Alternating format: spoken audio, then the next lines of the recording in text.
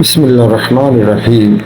ایک صحابی رسول صلی اللہ علیہ وسلم جن کی موت پر عرش الہی ہل گیا اور 70,000 فرشتے ان کے جنازے میں شریک ہوئے، لیکن جب ان کو قبر میں اتارا گیا تو قبر نے ان کو ایک مرتبہ کھینچا۔ تفصیل کے لیے اس ویڈیو کو ضرور دیکھیں۔ ابن عمر رضی اللہ تعالیٰ عنہما رسول اللہ صلی اللہ علیہ وسلم عبداللہ بن عمر رضی اللہ تعالیٰ عنہما کہتے ہیں کہ رسول اللہ صلی اللہ علیہ وسلم نے فرمایا، یہی وہ شخص ہیں جن کے لیے عرش الہی ہل گیا، آسمان کے دروازے کھول دیے گئے اور 70,000 فرشتے ان کے جنازے میں شریک ہوئے، پھر بھی قبر میں انہیں ایک بار کھینچا گیا، پھر یہ عذاب ان سے جاتا رہا۔ صحیح اسے امام نسائی نے روایت کیا ہے۔ شرح اس حدیث میں نبی صلی اللہ علیہ وسلم نے جلیل القدر صحابی سعد بن معاذ رضی اللہ تعالیٰ عنہ کی تعریف بیان کی گئی ہے۔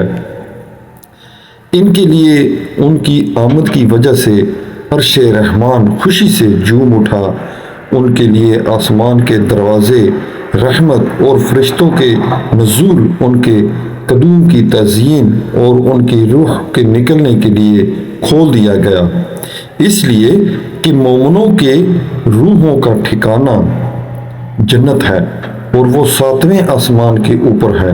اسی طرح اس صحابی رسول کے فضائل میں سے یہ بھی ہے کہ ان کے جنازے میں 70,000 فرشتے ان کی تعظیم کے لیے حاضر ہوئے۔ پھر نبی صلی اللہ علیہ وسلم نے سعد بن معاذ کی فضیلت اور اللہ کے نزدیک ان کے بلند مقام مرتبے کو ذکر کرنے کے ساتھ ساتھ یہ بھی بیان کیا کہ قبر نے ان کو ایک بار کھینچا اور پھر اللہ کی طرف سے یہ سختی کشادگی میں بدل گئی۔